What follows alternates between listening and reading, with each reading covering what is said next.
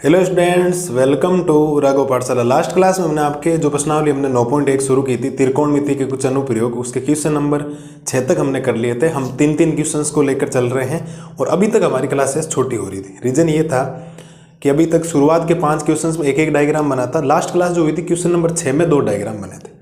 अब 7 से लेकर आपको 15 तक क्वेश्चन करने, 3 क्वेश्चन शेयर करेंगे। आज 3 करेंगे, 7, 8 और 9, फिर 10, 11, 12, फिर 13 और 14 और 15। शानदार तरीके से हमने 8 भागों के अंदर एक भागों में इंट्रोडक्शन किया था, 2 भागों में एग्जाम्पल और 5 भागों के अंदर क्वेश्चंस। 8 क्लासेस के अंदर अगर ये चैप्टर खत्म होता है और एक चीज़ इतनी बेहतरीन तरीके से समझा पाता हूँ तो मुझे लगता है कि मैंने बहुत बढ़िया काम किया और टाइम एकदम सही लगा।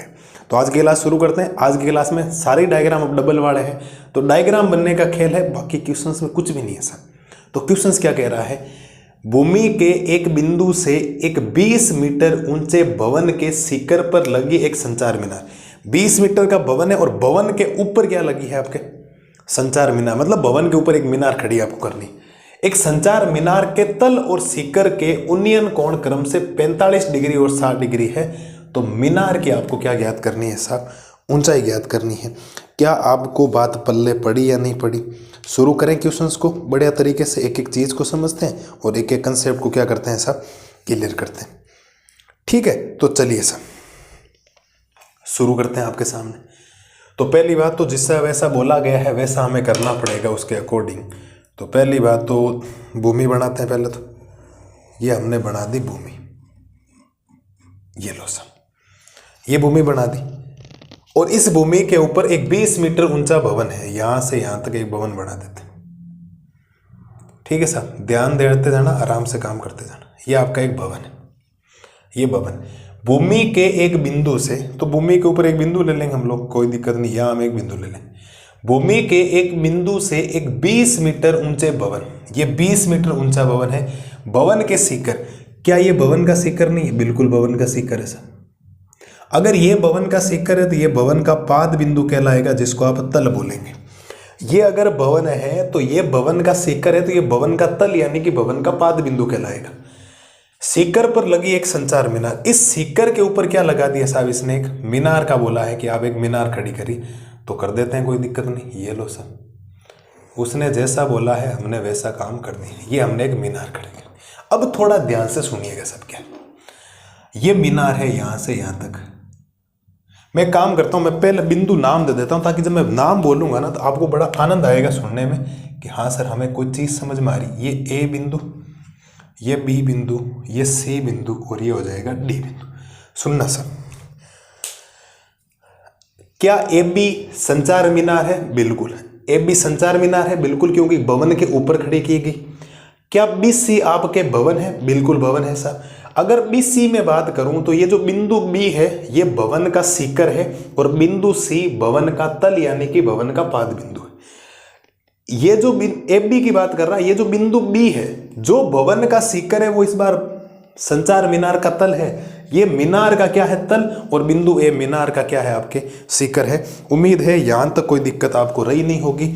और इसने बोला है कि ये जो भवन की ऊंचाई है ऊपर तक, यहां तक, यहां तक, ये आपके पास ऐसा 20 मीटर। कितनी है साहब आपके पास? 20 मीटर। मुझे नहीं लगता यहां तक कोई समस्या होनी चाहिए। ठीक है, अब सवाल ने क्या बोला है, भूमि के एक बिंदु से, भूमि के एक बिंदु से एक 20 मीटर ऊंचे भवन, एक 20 मीटर ऊंचे भवन के शिखर पर लगी एक संचार मीनार के तल। एक बार इस तल को देखना, एक बार आपको शिखर को देखना। तो पहले इसने बोला है तल, क्योंकि क्रम से बहुत इंपॉर्टेंट होता है। पहले इसने तल को देखा है, तो मीनार का तल तो ये है, क्योंकि तल को इसने यहां से देखा। ठीक है, थोड़ा दूर बनाया तो मैं इसको पास में बना देता हूं, कोई दिक्कत नहीं, क्योंकि यहां से बना दो। एक बार ये देखेगा इस तल को, 1 मिनट भाई, एक बार ये कह रहा है कि इस तल को देख रहा है, तो हम इस तल को देख लेते हैं, कोई दिक्कत नहीं। ये लो सर, इस तल की बात ये कर लेता। शिखर पर लगी एक संचार मीनार के तल और शिखर, एक बार ये कह रहा है कि मैं देख रहा हूं इस शिखर को। क्या देख रहा हूं साहब? इस शिखर को देख रहा हूं, तो शिखर को देख लेगा इस बार, क्या दिक्कत है। ये लो सब, इसने शिखर को देख लिया। यहां तक हो गया काम। मेरे हिसाब से कोई प्रॉब्लम अब आपको आएगी नहीं। अब तो सिंपल सा काम है, चित्र बन गया ऑलरेडी। ठीक है, कोण क्रम से 45 डिग्री। तो एक बार तो देखो जब इसने यहां से देखा तो ये दृष्टि रेखा और ये क्षैतिज रेखा के बीच में ये कोण बनेगा, और एक बार ये बड़े वाला बने। तो छोटे वाला कोण इसने पहले बोला था 45 और बड़े वाला कोण इसने बोल दिया 60 डिग्री। क्या आपको ये बात पल्ले पड़ गई क्या? बोलो सब, क्या चित्र समझ में आया नहीं आया? ये छोटे वाला कोण बना 45 और स्पष्ट बोला इसने, जब आपने इस बिंदु से इसके तल को देखा तो 45 डिग्री कोण बना, इस बिंदु से जब आपने शिखर को देखा तो 60 डिग्री बना, और यहां तक नहीं कोण पूरा होता है क्योंकि दृष्टि रेखा और क्षैतिज रेखा ही कोण बनाती। ठीक है, और बोला है मीनार की ऊंचाई ज्ञात कीजिए। तो मीनार की ऊंचाई ये है, इतनी थे आपके पास मीनार की ऊंचाई, ये आपको ज्ञात करनी। इसका मतलब केवल और केवल एच ज्ञात करना है। कोई मुझे ये बात भी कंफर्म कर सकता है कि अगर मैं पूरे की बात करूं ऊपर से लेकर नीचे तक, तो क्या ये h + 20 है क्या? अरे बोलो सब, क्या ये पूरा h + 20 है क्या? क्या सारे एग्री हो गए इस बात से? मुझे निकालना h ही है, ध्यान रखना, पूरी ऊंचाई मत देखिए, क्योंकि ये भवन की ऊंचाई, ये मीनार की ऊंचाई, और मेरे से पूछा गया मीनार की ऊंचाई ज्ञात कीजिए। मीनार की ऊंचाई h ही है। अब ये क्यों लिया? क्योंकि मुझे इस h को निकालना, ये त्रिभुज तो काम ही नहीं, त्रिभुज दो काम है, एक काम आएगा BCD, एक काम आएगा ACD। इसका मतलब मुझे इस आधार की कहीं ना कहीं जरूरत पड़ेगी, तो इस आधार को मैं क्या कर लेता हूँ, मान लेता हूँ, और ये जो आधार है इस आधार को मान लेता हूँ x। अब क्यों x माना? क्योंकि ये काम आएगा। x मुझे निकालना नहीं है, लेकिन मुझे जब त्रिभुज लूंगा मैं BCD लूंगा, और C के ऊपर कितने डिग्री का कोण बन रहा है साहब?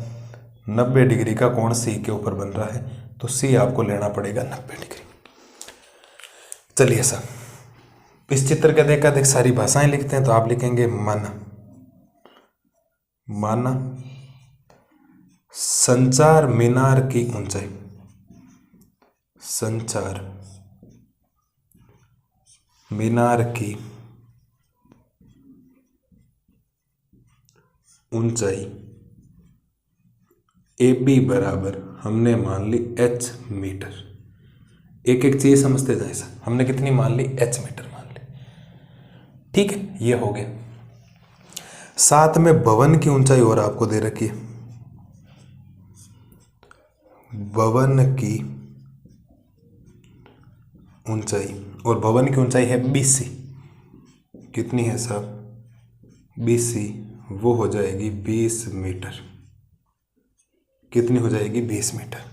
तो आप लिख सकते हैं अतः, अगर ये h है, ये पूरा है, तो पूरा अगर SC की बात करेंगे, अतः SC बराबर हो जाएगा h + 20 मीटर। टोटल हो गया? बिल्कुल सर। और माना CD बराबर x मीटर हमने मान लिया। ठीक है, CD को हमने x माना क्योंकि इसकी जरूरत पड़ेगी आधार की। CD को CD रख दो, चाहे x मान लो, कोई दिक्कत वाली बात नहीं। और साथ ही साथ हमने उन्नयन कोण मान लिया सर, उन्नयन कोण थीटा बराबर 45 डिग्री तथा 60 डिग्री, 45 डिग्री तथा 60 डिग्री। मुझे नहीं लगता यहां तक किसी भी लाल और लाली को कोई समस्या आएगी। मेन मुद्दा है साहब, चित्र में जैसा बोला गया था हमने इसका बनाया चित्र, चित्र बनने के बाद ये जो बातें लिखी है वो कंप्लीट हमने इसका देखा देख लिखी। ठीक है, हमें h निकालना, इसका मतलब संचार मीनार की ऊंचाई आपको ज्ञात करनी। अब ये नाम लिखने की जरूरत नहीं, ये भवन है ये, तो ये तो यहाँ से कंफर्म पता लग रहा है, संचार मीनार AB, भवन BC है, तो अपने आप ही कंफर्म हो जाएगा, टेंशन मत लो आप लोग। ठीक है, तो दो समकोण त्रिभुज आपके पास काम आएंगे। तो आप पहला लेंगे, चूंकि समकोण त्रिभुज, समकोण त्रिभुज BCD, पहले छोटे वाला ले रहा हूं BCD। अब छोटे वाला लेने से फायदा क्या होगा कि मुझे जिस दिन मैं बड़ा लूंगा ना ACD, उस दिन थीटा के सामने लंब होगा, h मुझे निकालना, तो x की मुझे जरूरत पड़ेगी, तो मैं पहले x निकाल लेता हूँ। जब मैं छोटे वाले त्रिभुज की बात कर रहा हूँ तो थीटा मेरा 45 डिग्री काम आ रहा है, 45 डिग्री के सामने वाली भुजा लंब होगी, और ये आधार हो गया, ये लंब हो गया, ये आधार हो गया, और जो ज्ञात करना उसको ऊपर रखना है, जो दे रखा उसको नीचे रखना है। तो थीटा के हिसाब से लंब दे रखा और आधार आपको ज्ञात करना है। तो यहाँ से जो रेशियो बनेगा साहब, वो बनेगा आपके पास आधार बटा लंब का। किसका रेशियो बनेगा? आधार बटा लंब का। और आधार बटा लंब का मतलब हो जाएगा कोट थीटा। थीटा के हिसाब से लंब आपको दे रखा, आधार आपको ज्ञात करना। अब आपको सर एक्स कैसे ज्ञात करना है? हाँ, ज्ञात मुझे एच करना है, लेकिन डायरेक्ट नहीं करके इनडायरेक्ट तो कहीं ना कहीं मुझे निकालना पड़ेगा, क्योंकि इसके बिना काम चलेगा नहीं। क्योंकि जिस दिन मैं बड़े वाला त्रिभुज लूंगा उस दिन ये बट्टा ये लेना पड़ेगा, एच प्लस 20 बट्टा एक्स लेना पड़ेगा। तो अगर एच निकालना तो एक्स इनडायरेक्ट वे में आपको निकालना ही पड़ेगा, वरना दूसरा ऑप्शन आपके पास है नहीं। चलिए सर, तो ये निकालना, तो ये आधार हो गया, ये लंब आपको दे रखा। आधार बटा लंब क्या होता है साहब? कोट थीटा होता है। बहुत बढ़िया बात। तो यहाँ से आपके पास बनेगा कोट थीटा की जगह आया 45 डिग्री। ठीक है। आधार कौन सी भुजा है? C D. आधार कौन सी भुजा है? C D. तो ये हो जाएगा आधार सी डी। लंब कौन सी भुजा है साहब? लंब है बी सी। इस त्रिभुज में, छोटे वाले त्रिभुज में लंब कौन सा है? B C. तो ये हो जाएगा आपके पास बी सी। कोट 45 का मान 1 होता है। सी डी का मतलब हो जाएगा x, बी सी का मतलब हो जाएगा 20। कितना हो जाएगा साहब? 20। इसके बटा में कितना है? 1। 1 को x से गुणा करोगे x हो जाएगा, 20 को 1 से गुणा करोगे 20 हो जाएगा मीटर। समीकरण संख्या 1। ये हमने क्या किया? x का मान निकाल लिया साहब, कि हमें पता लग गया कि इस सवाल के अंदर जो x का मान है वो कितना है? 20 मीटर। अब आप लिखेंगे चूंकि समकोण त्रिभुज ए सी डी में, कौन सा समकोण त्रिभुज? ए सी डी। ए सी डी। अब ए सी डी में अगर आप बात करोगे तो थीटा पूरा काम ये आया 60 डिग्री वाला, देखो यहां से यहां तक। तो थीटा के सामने वाली लंब वाली भुजा निकालनी, क्योंकि एच मुझे चाहिए। तो लंब मुझे क्या करना है? ज्ञात करना है। बटा में आधार मुझे दे रखा। आपको सर क्यों दे रखा? आधार इनडायरेक्ट वे में दे रखा है। तो ये लो सर, लंब बटा आधार। और लंब बटा आधार, लाल बटा का काम होता है साहब टेन थीटा। क्या होता है साहब? टेन थीटा होता है। तो ये बनेगा टेन थीटा की जगह बनेगा 60 डिग्री। लंब पूरी भुजा है ए से लेकर सी तक, तो हम इसको ए सी बोलेंगे। और आधार पूरी भुजा नीचे वाली सी डी काम आएगी, तो इसको हम बोलेंगे सी डी। ठीक है साहब। टेन 60 का मान होता है √3। एच सी का मतलब पूरी लाइन यहां से यहां तक कितनी है? H plus 20। कितनी काम आएगी साहब? h plus 20। ठीक है। और सी डी कितना हो जाएगा? x हो जाएगा। सी डी कितना है? x। इसके बटा में कितना है साहब? 1 है। तो कोई समस्या नहीं। इस 1 को h प्लस 20 से गुणा करोगे तो h प्लस 20 आएगा, बराबर में x को √3 से गुणा करोगे तो यह आएगा √3x। यहाँ से h प्लस 20 बराबर √3 की जगह √3 गुणा में x का मान समीकरण 1 से कितना रख सकता हूँ? 20 रख सकता हूँ। कितना रख सकता हूँ साहब? 20 रख सकता हूँ। और कोष्टक में आप लिखेंगे चूंकि समीकरण 1 से। ये छोटी मोटी बातें हैं जो आपको हर बार लिखनी है।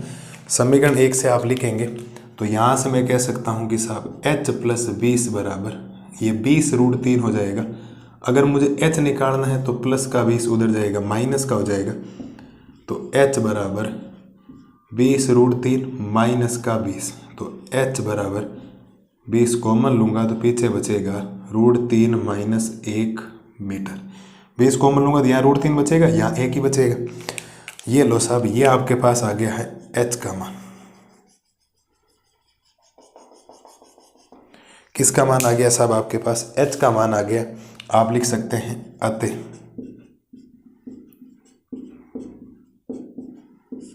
अतः संचार मीनार की ऊंचाई, संचार मीनार की ऊंचाई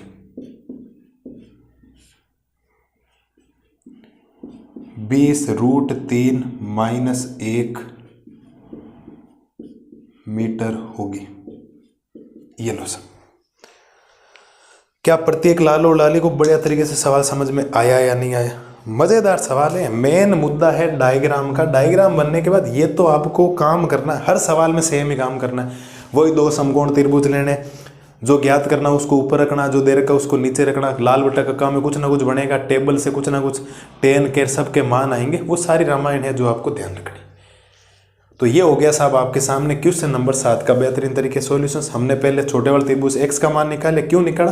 क्योंकि जब मैं बड़े वाले त्रिभुज में जाऊंगा तो ये मत ले लेना छोटा ऐसे, क्योंकि 90 डिग्री से होकर गुजरना पड़ेगा। लाल बटा का ऐसे लागू नहीं होता है। तो h प्लस 20 के बटा में x आएगा, तो x कहीं ना कहीं इनडायरेक्ट वे में मुझे जरूरत पड़ेगी, तो x मैंने 20 निकाल ली।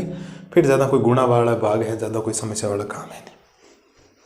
करो साहब स्क्रीनशॉट वगैरह लो बढ़िया तरीके से, आप वीडियो को पॉज करो, समझो क्या चीज़ है क्या नहीं। एक दो बार जब आप प्रैक्टिस करेंगे तो काम बहुत ईजी हो जाएगा, बहुत ईजी, आपको आनंद आ जाएगा काम करने के लिए। ठीक है, तो ये हो गया आपके सामने साहब क्वेश्चन नंबर 7 का बेहतरीन तरीके से सॉल्यूशंस। मुझे तो नहीं लगता कोई समस्या होनी चाहिए। अगर आपके बेसिक कंसेप्ट क्लियर है, आपको 8.1 और 8.2 के नोट्स याद है, तो साहब आप इजी वे में काम कर लेंगे, कोई समस्या आपको आएगी नहीं। बढ़िया तरीके से एकदम शानदार तरीके से आपका काम हो जाएगा। तो उम्मीद है क्वेश्चन नंबर 7 प्रत्येक लाल और लाली को बढ़िया तरीके से समझ में आया होगा। मैं तो अपनी तरफ से 100% मेहनत कर रहा हूँ, कोई कसर नहीं छोड़ रहा हूँ। और चित्र है जो आपके सामने एकदम साफ सुथरा बनाया गया, हर चीज़ को 2-2 बार समझा के। चित्र बनने के बाद ये जो चीज़ें आपने लिखी इसके देखा देख लिखी, फिर तो ये 2 समकोण त्रिभुज लेने वाला कंसेप्ट है। जो चीज़ ज्ञात करनी उसके ऊपर नजर होनी चाहिए, डायरेक्ट इनडायरेक्ट 2 मान निकालने काम हो जाएगा आपका। ठीक है, तो कर लो साहब। अभी अगला सवाल एज इट इज ऐसा ही है। अभी क्या हमने ऊपर वाला h निकाला, इस बार ऊपर वाला दे रखा, नीचे वाला मान निकालना। इतना सिंपल काम, इतना सिंपल हो जाएगा। आप खुद देखोगे कि सर ऐसे कैसे इसने मान निकाल दिया, इतना सिंपल है वो। जस्ट 8वां सवाल सेम ही है। अभी यहाँ पर भवन के ऊपर मीनार खड़ी थी, यहाँ पेडिस्टल के ऊपर मूर्ति लगी। मैं आपको बताऊंगा क्या है क्या नहीं, पहले मैं सवाल लिखूंगा फिर पूरी चीज़ें समझाऊँ। सेम टू सेम सवाल डिटो है, कुछ भी चेंजेस नहीं। सेम ये कौन है, यही 45 डिग्री और 60 डिग्री उसमें दे रखे हैं, हाँ बिल्कुल ठीक है। और वापिस पेडिस्टल की ऊंचाई मुझे ऊपर वाले की दे रखी है। सेम टू सेम सवाल एकदम एज इट इज, थोड़े गुणा भाग में केवल फर्क आएगा, बाकी ज़्यादा कोई मुश्किल वाला काम वहाँ पर है नहीं। तो ये है साहब आपके सामने क्वेश्चन नंबर 7 का सॉल्यूशंस। बढ़िया तरीके से कर लो, एक एक चीज़ को समझो, और उम्मीद है आपको समझ में आ गया होगा। ले लो स्क्रीनशॉट वगैरह लो, फटाफट ले लो साहब। आगे बढ़े फिर अगली क्लास में, अगला सवाल देखते हैं क्या है क्या नहीं। ठीक है, तो उम्मीद है प्रत्येक लाल और लाली को क्वेश्चन नंबर 7 बढ़िया तरीके से समझ में आ गया होगा। बढ़िया तरीके से ये करो। अगली स्लाइड में करवाता हूँ क्वेश्चन नंबर 8। अब देखो करते हैं क्वेश्चन नंबर 8। क्वेश्चन नंबर 8 में क्या बोला गया है, एक पेडिस्टल के शिखर पर एक 1.6 मीटर ऊंची मूर्ति लगी। क्या होता है पेडिस्टल? पेडिस्टल का मतलब ये होता है कि मूर्ति आप जमीन के ऊपर तो लगाते नहीं, कुछ ना कुछ उसके लिए प्रोग्राम वगैरह करते हो। जैसे कोई आपने चबूतरा वगैरह बना दिया, या जैसे कोई ये आपके पेडिस्टल है, जमीन के ऊपर आपने ऐसा कुछ दीवार की तरफ पिलर बनाए, पिलर के ऊपर आप रखो, ये पेडिस्टल होता है। इस बात को ध्यान रखना, क्योंकि मूर्ति कभी नीचे नहीं रखी जाती। इस बात को हमेशा ध्यान रखें कि मूर्ति के लिए कुछ ना कुछ आपके जगह होनी चाहिए। आपको कुछ ना कुछ ऐसे बनाना पड़ेगा। ऐसे आपने कुछ भले चाहे आपने सीमेंट के ऐसे बना के फिर उसके ऊपर आपने क्या रख दिया, लकड़ी का चाहे बना, टेबल के ऊपर आपने कोई चीज़ रख दी, इसका मतलब वो पेडिस्टल का काम करेगा। आप मूर्ति वगैरह नीचे नहीं रख सकते, क्योंकि मूर्ति को जमीन से ऊपर रखना होता है। वैसे यहाँ पेडिस्टल है। एक पेडिस्टल के शिखर पर एक 1.6 मीटर ऊंची मूर्ति लगी है। भूमि के एक बिंदु से मूर्ति के शिखर का उन्नयन कोण 60 डिग्री है, और उसी बिंदु से पेडिस्टल के शिखर का उन्नयन कोण 45 डिग्री है। पेडिस्टल की क्या ज्ञात करनी है साहब? आपको ऊंचाई ज्ञात करनी है। ध्यान से धैर्य से आप चीज़ों को समझना, क्या दे रखा है क्या नहीं दे रखा, सारी चीज़ें आपको क्लियर कट हो जाएगी। पहली बात तो अगर आप उत्तरमाला में सोचेंगे, इसका मेन जो है वो है चित्र। अगर मैं इसका चित्र बनाना चाहूँ आपके सामने, तो ये हमने बना दिया साहब, भूमि बनाते हैं पहले, क्योंकि भूमि के बिना तो कोई पेडिस्टल वगैरह कोई भी चीज़ होगी नहीं। ये हमने बना दी भूमि। इस भूमि के ऊपर एक लगा है पेडिस्टल। क्या लगा है साहब? एक पेडिस्टल। ये आपने लगा दिया एक पेडिस्टल। पेडिस्टल है, और इस पेडिस्टल के ऊपर अब थोड़ा सा समझना पेडिस्टल के बारे में क्या है। मैं आपको कुछ बातें बताता हूँ। अगर ये पेडिस्टल है तो ये पेडिस्टल का शिखर है, और ये पेडिस्टल का तल है। ये पेडिस्टल का शिखर है, ये पेडिस्टल का क्या है? तल है। और इस पेडिस्टल के ऊपर क्या लगा रखी है? एक मूर्ति लगा रखी। तो जैसा इसने साहब बोला है वैसा का वैसा काम कर देते, कोई समस्या वाला काम है नहीं। ये लो साहब, जैसा इसने बोला था वैसा वैसा काम हमने कर दिया। इसके ऊपर हमने एक लगा दी। अब आप थोड़ा सा समझना, नामकरण देना बहुत ज़रूरी है, क्योंकि बिना नामकरण के चीज़ें क्लियर नहीं होगी। तो अगर मैं इसको ए नाम देता हूँ, इसको दे देता हूँ बी, ये दे देता हूँ सी, और ये नाम दे देता हूँ डी। आप समझने का प्रयास करना सब। एक पेडिस्टल के शिखर पर, क्या पेडिस्टल का शिखर ये नहीं? बिल्कुल है सर। अगर आप इस बात करेंगे ये आपका पेडिस्टल है, तो ये पेडिस्टल का शिखर है, ये पेडिस्टल का तल है, ये पेडिस्टल का शिखर है, ये पेडिस्टल का तल है। लेकिन अगर आप इस मूर्ति की बात करेंगे, मूर्ति ए बी नहीं है क्या? बिल्कुल ऐसा, मूर्ति ए बी है। तो मूर्ति का शिखर क्या है? ए है, लेकिन मूर्ति का तल क्या है? बी है। जो पेडिस्टल का शिखर है वो मूर्ति का क्या है? आपके यहां पर तल है। चलिए सर, एक पेडिस्टल के शिखर पर एक 1.6 मीटर ऊंची मूर्ति लगी है। यहां पर अगर आप मूर्ति की ऊंचाई की बात करें तो ये मूर्ति की ऊंचाई है, और मूर्ति की ऊंचाई जो आपको दे रखी है वो यहां से यहां अगर आप जमीन तक बात करेंगे तो ये है साहब 1.5 मीटर, ये आपको दे रखा है भूमि के एक बिंदु से। अब आप समझना सर, अब ये दो जगह देख रहे हैं। भूमि के एक बिंदु से मूर्ति के शिखर का उन्नयन कोण। मूर्ति का शिखर कहां? मूर्ति का शिखर सबसे ऊपर, ये लो सर। इस बार इसने कहा मूर्ति का शिखर आप देखो, तो मूर्ति का शिखर देख लेते हैं। इस बिंदु से क्या कह रहा है कि मूर्ति का आप शिखर देखो, तो मैं मूर्ति का देख लेता हूं साहब शिखर। क्या देख लेता हूं साहब? मूर्ति का देख लेता हूं शिखर। ठीक है, बाकी सही कर दूंगा उसको। भूमि के एक बिंदु से, भूमि के एक बिंदु से मूर्ति के शिखर का, मूर्ति के शिखर का उन्नयन कोण 60 डिग्री है।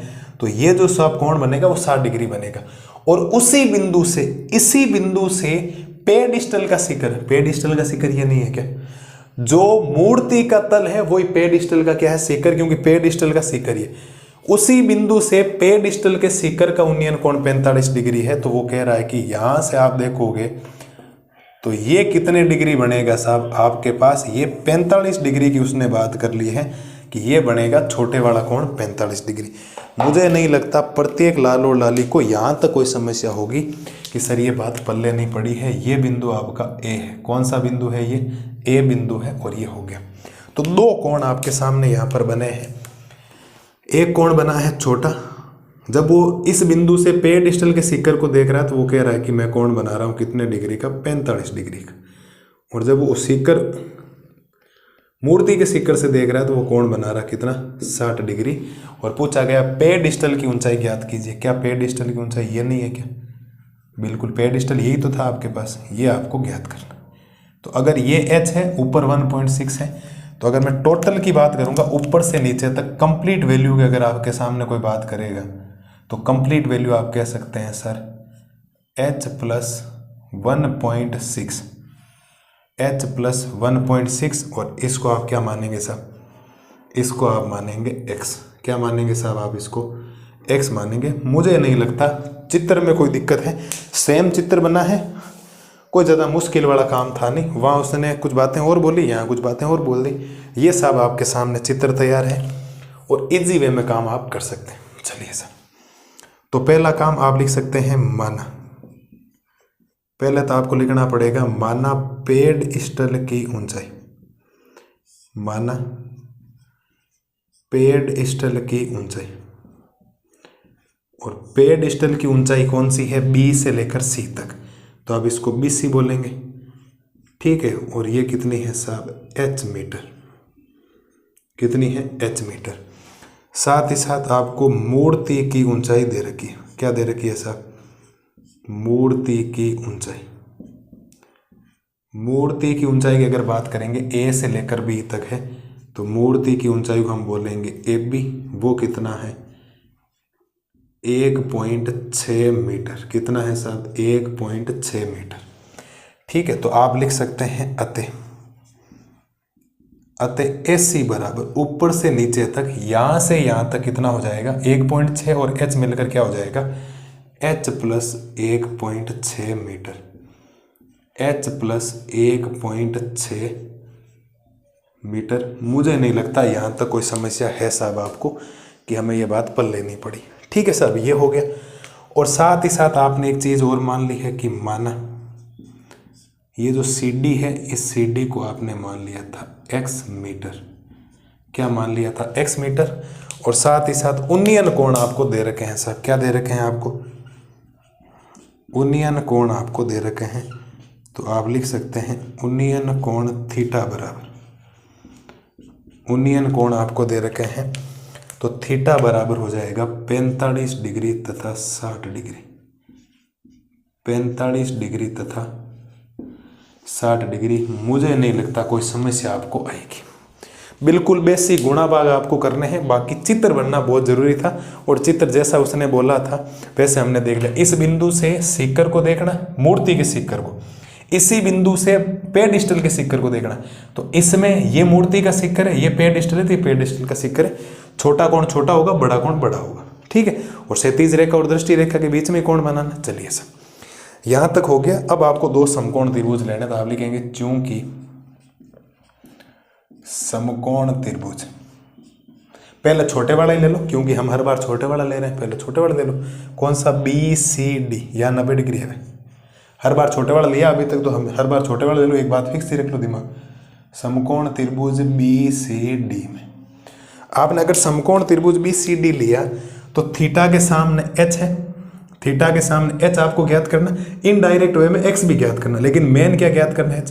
तो थीटा के सामने ये लंब बटा आधार, लंब बटा क्या लोगे आप लोग? आधार लोगे।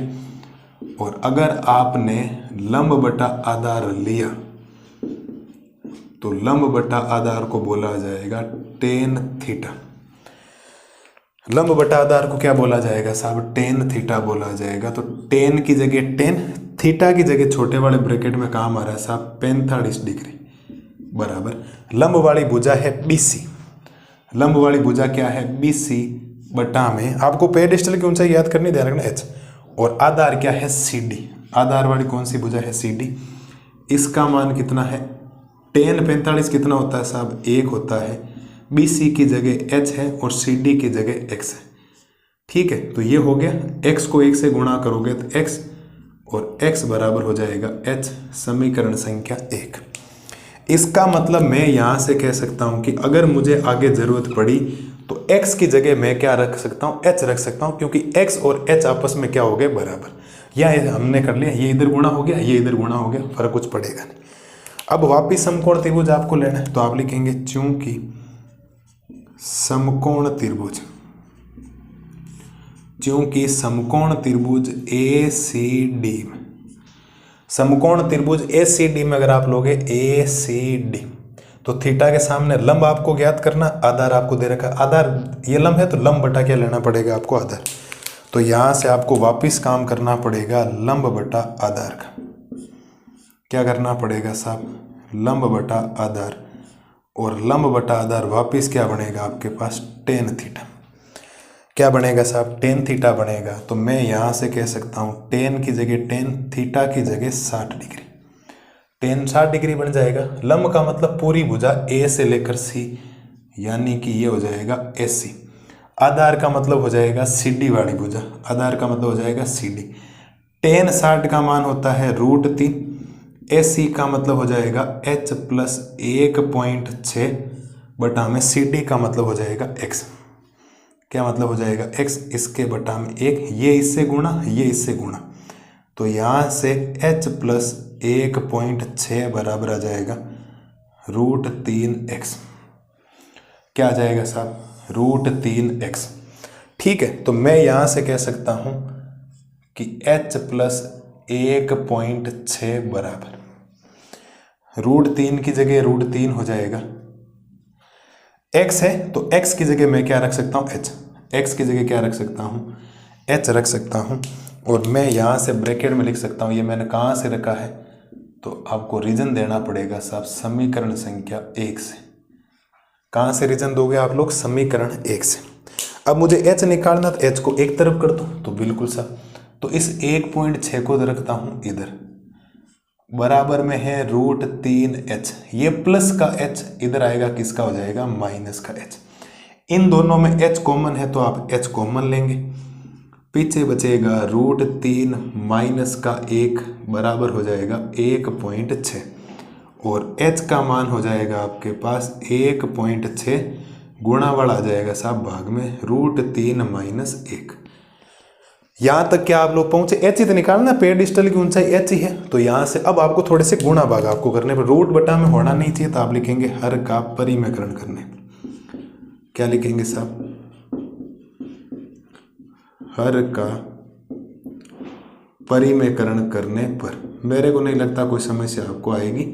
हम कर रहे हैं साहब यहाँ पर हर का परिमेयकरण। और जब आप लोग हर का परिमेयकरण करेंगे तो h बराबर हो जाएगा 1.6 बटा में हो जाएगा √3 - 1 गुणा में ऊपर नीचे √3 + 1 बटा में हो जाएगा √3 + 1। ठीक है साहब, तो यहाँ से h बराबर आ जाएगा 1.6 ब्रैकेट के अंदर √3 + 1 बटा में a - b a + b a - b a + b। तो फॉर्मूला बनता है a² माइनस का बनता है b²। तो h बराबर 1.6 √3 + 1 बटा में √3 का स्क्वायर 3 - 1 का स्क्वायर 1। तो h बराबर 1.6 और ब्रैकेट में बनेगा √3 + 1 बटा में कितना बन जाएगा 2। 3 - 1 2। और मैं कह सकता हूँ कि h बराबर इसका इसमें भाग 0.8 बार जाएगा, इसका इसमें भाग 0.8 बार जाएगा और √3 + 1 मीटर। ये आपके साथ पास आएगा वापस h का मान, जो पेडिस्टल की क्या है आपके ऊंचाई है, जो फाइनल पेडिस्टल की क्या है आपके पास ऊंचाई है। मुझे नहीं लगता कोई समस्या वाला समाधान आपको देखने को मिलेगा कि सर प्रॉब्लम आई है। आप लिख सकते हैं अतः पेडिस्टल की ऊंचाई, पेडिस्टल की ऊंचाई 0.8 √3 + 1 मीटर होगी। ये है साहब आपके सामने क्वेश्चन नंबर 8 का एकदम बेहतरीन तरीके से सॉल्यूशंस। आप चीज़ देख लो, मैं आपको वापस कहूँगा केवल और केवल चित्र का खेल है, बाकी जितना भी काम किया सेम काम कर रहा हूँ, डिटो, कुछ भी चेंज करने की जरूरत नहीं। ये आपको हर के परिमेयकरण वगैरह सारी चीज़ें सिखा रही। √3 होता है तो कैसे होता है, प्लस माइनस का चिन्ह होता है हर का परिमेयकरण, मैंने सारे उदाहरणों में आपको समझा रखे हैं और 8वें चैप्टर में हम बात कर चुके हैं परिमेयकरण वगैरह रिलेटेड से। तो त्रिकोणमिति का परिचय हमने चैप्टर ये सा पढ़ा था। बोलो साहब, है किसी लाल और लाली को समस्या कि सर हमें ये बात पल्ले नहीं पड़ी? तो बोलो, बाकी इतना सिंपल सवाल है जिसकी कोई हद नहीं। मेन अगर आपने उस भाषा को, ये जो 2 लाइनें हैं, इन 2 लाइनों से ये जो डायग्राम बना है ना, ये जो चित्र बना है, यही खेल करेगा, बाकी कुछ भी नहीं करेगा। कहाँ कौन सी चीज़ लेनी है, कहाँ h लेना, कहाँ 1.6 लेना, टोटल h + 1.6, कहाँ 45 लेना, कहाँ 60 लेना। अगर ये बातें आपने सीख ली तो आपको सवाल करने से कोई नहीं रोक सकता साहब, आप खुद भी नहीं रोक सकते। इतना शानदार तरीके से ये क्वेश्चंस हो जाएगा। बोलो साहब, मुझे नहीं लगता कोई प्रॉब्लम आपको आएगी, बढ़िया तरीके से काम आपके सामने हो गया। बोलो साहब, अब इसके बाद ये जो काम किया, x की जगह क्या रखा, x की जगह h रख दिया, क्योंकि हमें x की जरूरत नहीं, हमने x बराबर h निकाल लिया समीकरण 1 से। गुणा भाग किया, √3 है तो प्लस प्लस है, ऊपर वाले same a - b a + b a - b a + b। आप चाहो तो साइड में लिख दो। यहाँ पे एक सर्व समय का यूज की थी आपने, a - b and a + b = होता है a² - b²। ये आपने यूज कर लिया, तो a² - b², √3 का स्क्वायर 3, 1 का स्क्वायर 1, 3 - 1 2 बचा, 2 का भाग 1.6 में जाएगा ना, 2 का भाग। तो आप ये सोचो कि 16 है, ये 1.6 नहीं 16 है, तो 16 का आधा कितना होता है 8 होता है। 16 का आधा कितना होता है 8, और एक संख्या छोड़ के पॉइंट लगा दो तो 0.8 आप बोल सकते हो। तो ये कैलकुलेशन करनी आपको आनी चाहिए साहब, ये तो उम्मीद है कि प्रत्येक लालो लाली को आती। ठीक है, अरे बोलो साहब, समझ आया ना, मजा आया नहीं आया क्वेश्चंस करने में? बिल्कुल सर, है ना। गणित में जिसको मजा आने लग जाएगा वो गणित को फोड़ के रख देगा, इतनी सिंपल उसके लिए मैथमेटिक्स हो जाएगी। तो ये है साहब आपके सामने क्वेश्चन नंबर 8 का एकदम बेहतरीन तरीके से सॉल्यूशंस। मुझे नहीं लगता कोई समस्या वाला आपको काम लगा होगा कि सर बात ये हमें पल्ले नहीं पड़ी। अगर पल्ले नहीं पड़ी है तो बोलिए, बाकी बहुत इजी काम हमने कर लिया। समझ में आ गया? बिल्कुल सर। तो क्वेश्चन नंबर 8 का सॉल्यूशंस आपके सामने तैयार है। एक लाजवाब सा लेक्चर आपके सामने, बढ़िया तरीके से करो, बढ़िया तरीके से सोचो क्या चीज़ की है। ये जितना भी काम है ये सेम काम रिपीट हो रहा है। ये जितना भी काम है, 2 समकोण त्रिभुज लेना, गुणा भाग करने, वज्र गुणा वगैरह करना, लाल बटक का सोचना, टेबल सोचनी, मान ही है साहब और कुछ भी नहीं। मेन पूरा जो था ना, ये जो चीज़ें लिखी है ये चित्र के देखा देख लिखी, बाकी सारा खेल चित्र का है। चित्र जिसने सही बना दिया वो क्वेश्चंस को कर जाएगा पूरा सही।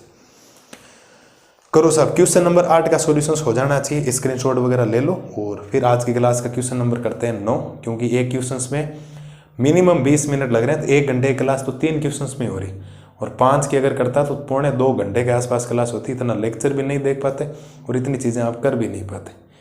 मैं एक एक चीज़ समझा रहा हूँ इसलिए टाइम लग रहा है, क्योंकि मैं सारी बातें लम लिख रहा हूँ, तो लम कौन सा लिया वो भुजा भी लिख रहा हूँ। मैं चाहता था ये स्टेप खा के ये लिख सकता था, लेकिन नहीं, हर चीज़ लिख रहा हूँ ताकि मेरे लाल और लालियों को एक एक चीज़ समझ में आए बढ़िया तरीके से।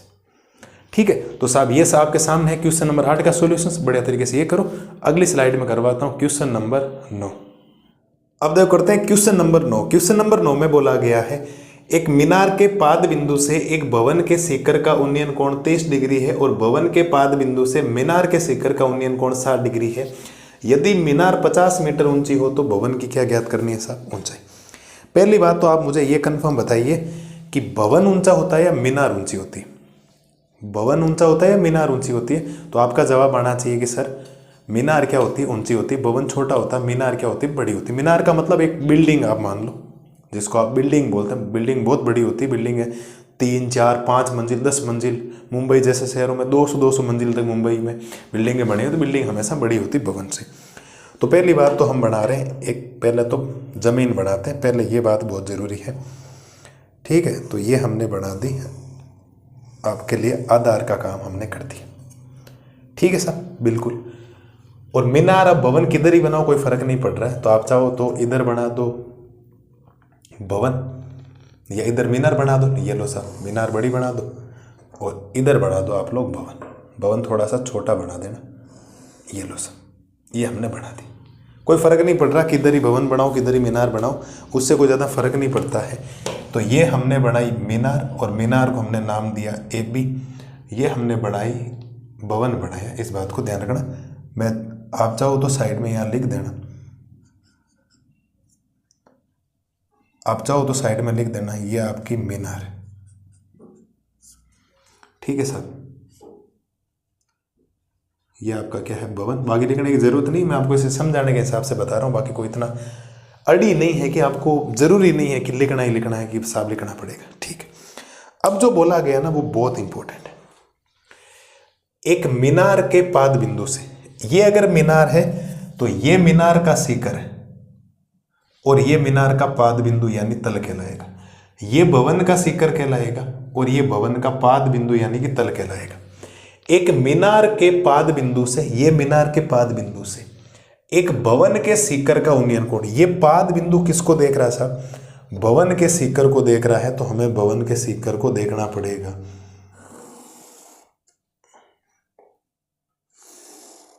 ये हमने यहां पर देखा। ठीक है, और यहां पर एक उन्नयन कोण बना और वो उन्नयन कोण कितना डिग्री है? 30 डिग्री है। वो मैं बाद में रेड पेन से आप चाहो तो अभी लिख देता हूं। ये आपने बढ़ा दिया साहब कितना? 30 डिग्री। कितना बढ़ा दिया साहब? 30 डिग्री। और साथ में क्या बोला है?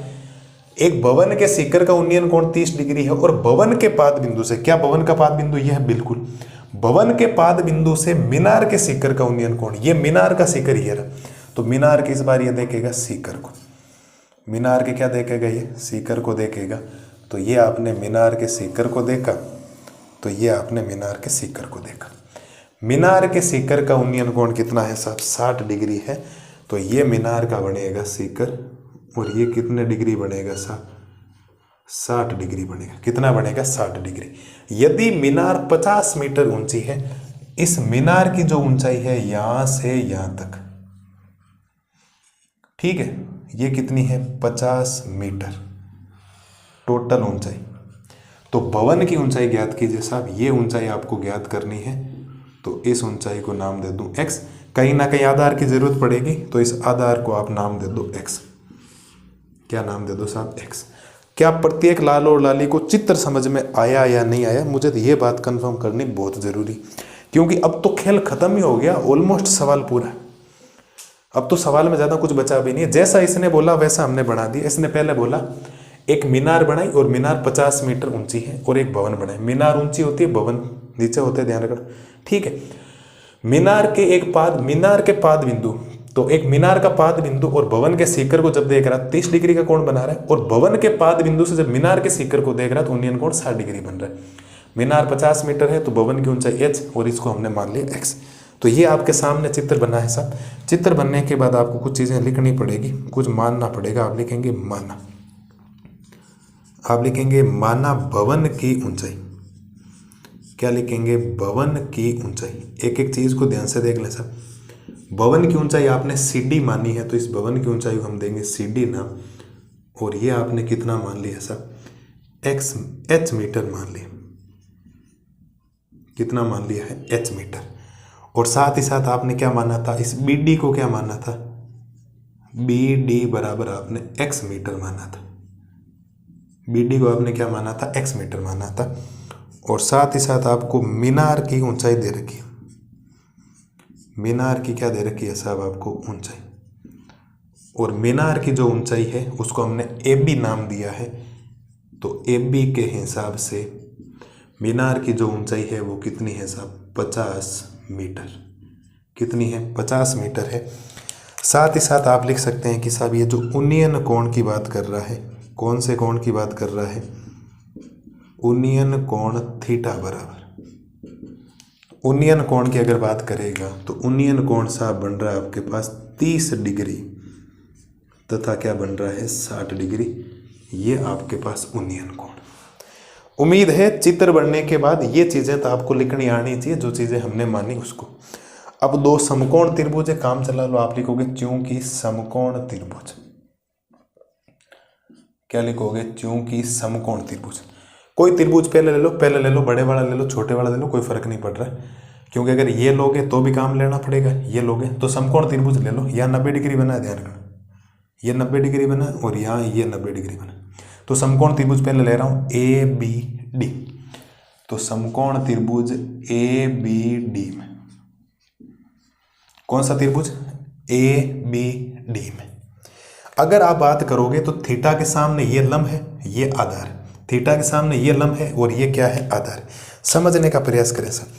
थीटा के सामने ये लंब है, ये आधार है। थीटा के सामने ये लंब है और आधार। आधार आपको इनडायरेक्ट वे में ज्ञात करना है, क्योंकि जिस दिन आप त्रिभुज ये लोगे CDB या BDC, एक ही बात है।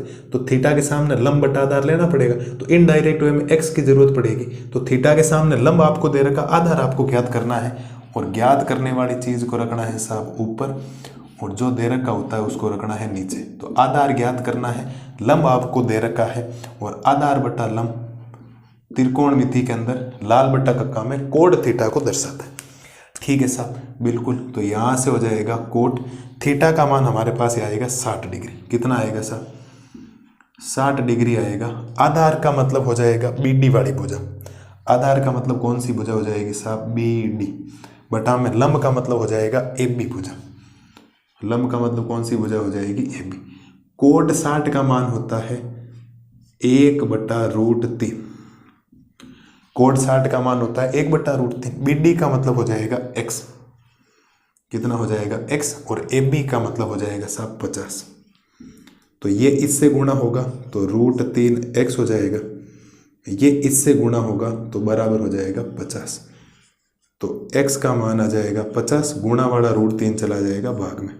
अभी ऐसे √3 आया, बट हमें अभी हर का परिमेयकरण नहीं करना है, क्योंकि मुझे x नहीं निकालना, मुझे निकालना h। लास्ट के अंदर परिमेयकरण कर देंगे, कोई समस्या है नहीं। चलिए साहब, एक समकोण त्रिभुज से x निकाल लिया, दूसरा समकोण त्रिभुज आप लिखेंगे चूंकि समकोण त्रिभुज CDB, समकोण त्रिभुज CDB में इस बार इधर वाला समकोण त्रिभुज लिया, तो थीटा के सामने लंब ज्ञात करना। आधार आपको दे रखा, आपको आधार का अरे x दे रखा ऊपर, तो आधार बटा क्या आ जाएगा? लंब। तो ये कंडीशंस बन जाएगी आपके पास आधार बटा लंब की, और आधार बटा, सॉरी गलत कर दिया ना, थीटा के सामने लंब ज्ञात करना है तो लंब ऊपर रहेगा, और आधार आपको दे रखा, लंब बटा क्या हो जाएगा? आधार। ठीक है, और लंब बटा आधार क्या होता है साहब? tan थीटा होता है। क्या होता है साहब? tan थीटा होता है। तो मैं यहाँ से कह सकता हूँ tan की जगह tan, थीटा की जगह 30 डिग्री। थीटा की जगह कितना? 30। इस बार लंब का काम CD भुजा कर रही है। लंब का काम कौन सी भुजा कर रही है? CD। और आधार का काम कर रही है BD वाली भुजा। कौन सी भुजा कर रही है? BD वाली भुजा। tan 30 का मान 1/√3 होता है। CD का मतलब H हो जाएगा और इसका मतलब हो जाएगा X।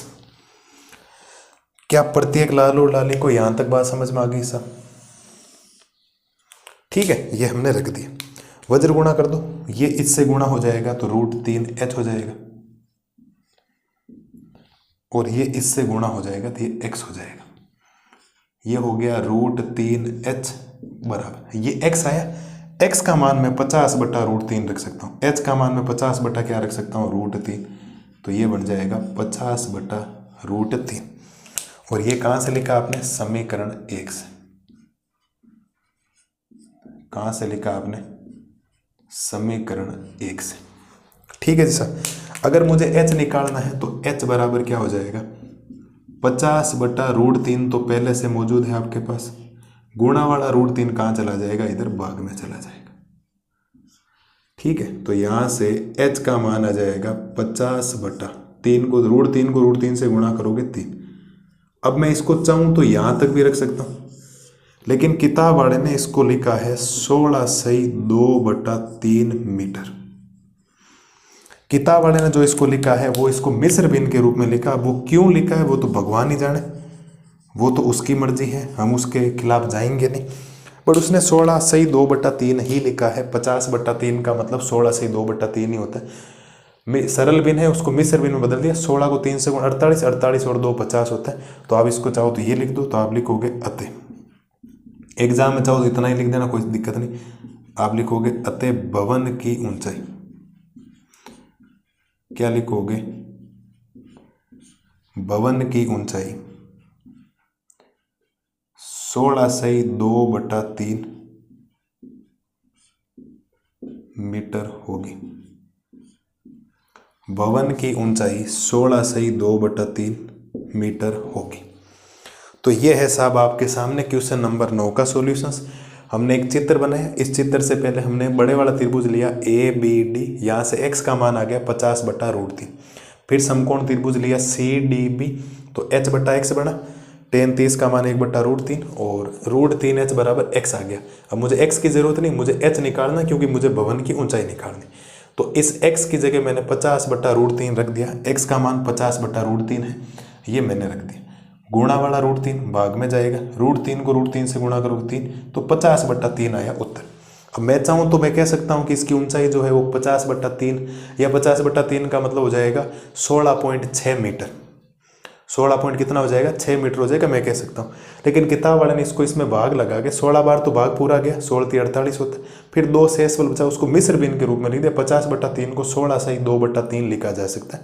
अतः भवन की ऊंचाई 16/2/3 मीटर होगी। वो उसकी मर्जी, आप एग्जाम में ये करके आ जाना तो कोई दिक्कत नहीं, अतः वाले नहीं लिख देना। तो ये साहब आपके सामने आज की क्लास हुई है ख़त्म। नंबर सवाल वही मुश्किल नहीं, मैं आपको जितने सवाल आपने मैं करवाए, मैंने आपको भाषा के बाद में चाहे उदाहरण 7 कर लो या 9 सवाल ही कर लो। अभी तक हमने 16 सवाल कर लिए और 6 सवाल और बचे हैं। 2 लेक्चर का काम है, चैप्टर खत्म हो जाएगा। बड़ा सिंपल सा चैप्टर है। मेन जो मुद्दा है, ये जो 2 लाइनें आपके सामने बन रखी, ये जो 2 लाइनें हैं, इन 2 लाइनों से साहब चित्र कौन कैसे बना सकता है, वो अगर आपने देख लिया तो सीधा सीधा बोला। देखो, मीनार के पाद बिंदु से भवन के शिखर का उन्नयन कोण 30 डिग्री है। भवन के पाद बिंदु से मीनार के शिखर का उन्नयन कोण 60 डिग्री है। मीनार 50 मीटर है तो भवन की ऊंचाई ज्ञात करो। ये तो बेसिक चीजें हैं। अब ये शिखर होता है, ये पाद बिंदु यानी तल होता है, ये शिखर होता है, ये तल होता है यानी पाद बिंदु। ये तो आपको पता होना चाहिए क्या है क्या। उन्नयन कोण, शिखर को देख रहे मतलब सामने देख रहे हो, उन्नयन कोण बन रहे। ये चीजें इनके देखा देख ली कि किसी चीज को जो मानते हैं वो लिख दो, बाकी बात खत्म। और मैंने भवन है तो भवन लिखा, मीनार है तो मीनार लिखा। मीनार हमेशा ऊंची होती, भवन छोटा होता। बाकी मैंने लिखा देखो, भवन की ऊंचाई CD, तो अपने आप ही समझ आओगे ये भवन है। मीनार की ऊंचाई AB 50 मीटर। तो समझने वाला सारी चीज़ें इनडायरेक्ट वे में समझ जाते हैं, लिखने की जरूरत। अब भवन है तो भवन की तरह बनाना नहीं है इसको, ऐसा कुछ नहीं करना। ठीक है, तो उम्मीद है क्वेश्चन नंबर 9 में किसी प्रकार की समस्या है नहीं। और मैंने तो मेरी तरफ से 100% आपको दिया, हर चीज़ समझाई एकदम। 50/3 या 16/2/3 एक ही वर्ड है, एक ही मतलब है। कोई लिखो, कोई फर्क नहीं पड़ता। अब किताब में अगर मैं ये लिख देता, किताब में आप जाके यह देखते तो सोचते कि सर उत्तर गलत है ऐसे, तो इसका मतलब यही होता है, ऐसे गुणा करके जोड़ना ही होता है। 3 को 16 से 48, 48 2 जोड़ो 50/3 वापिस आ रहा है। तो कोई समस्या वाला समाधान है आपके पास होना चाहिए। ले लो साहब स्क्रीनशॉट वगैरह लो और आज की क्लास को करते हैं ख़त्म। कल की क्लास में मिलेंगे 10, 11 और 12 का सॉल्यूशंस लेकर। शानदार लाजवाब से सवाल हैं आपके सामने, किसी में आपको दिक्कत आएगी नहीं और एकदम बढ़िया तरीके से क्या कर देंगे, आपको समझा दिया जाएगा मस्त तरीके से। कल की क्लास में लाजवाब सवाल है 10वां 11वां 12वां सिंपल ही है, फिर 13वां 14वां और 15वां। एक 14वां सवाल थोड़ा सा टेढ़ा है, बाकी तो बहुत इंपॉर्टेंट है, बहुत सारी चीज़ें हैं जो आपको पता करनी है कि सर आपको एक्चुअल में करना क्या। ठीक है, तो मुझे नहीं लगता कोई समस्या वाला कोई दिक्कत है आपको कि सर हमें ये बात समझ में नहीं है, तो बढ़िया तरीके से करते हैं। कल की क्लास में मिलते हैं आगे का सॉल्यूशंस लेकर, तब तक मस्त रहिए, स्वस्थ रहिए और बढ़िया तरीके से रिवीजन करते रहिए। और आपका भाई आपके लिए लेके आ रहा है 20 अक्टूबर के बाद में बढ़िया तरीके से इंपॉर्टेंट चीज़ें चैप्टर वाइज, पहले चैप्टर से रिवीजन शुरू करेंगे, वन शॉट, पहले MCQ कर लेंगे, फिर रिक्त स्थान, फिर ऐसे करके शानदार तरीके से आपका लेक्चर होने वाला और बढ़िया तरीके से एक एक चीज़ आपको समझाने वाली। ठीक है, तो ये करो आप नंबर सवाल, बढ़िया तरीके से ले लो स्क्रीनशॉट वगैरह। और क्योंकि लगभग 1 घंटे के आसपास क्लास होगी, 50 से 55 मिनट की, तो यही रेशियो मैंने रखा था, 17-18 मिनट एक सवाल में लगते हैं और बढ़िया तरीके से आपको चीज़ें समझा दी। मस्त रहिए, स्वस्थ रहिए, ज़्यादा डरना नहीं, 1-2 बार क्लासेस को करो, 1-2 बार बढ़िया तरीके से क्वेश्चंस को करो, सारे क्वेश्चन सिंपल है। ठीक है, मस्त रहिए, स्वस्थ रहिए और बिंदास होकर पढ़ाई कीजिए। Thank you.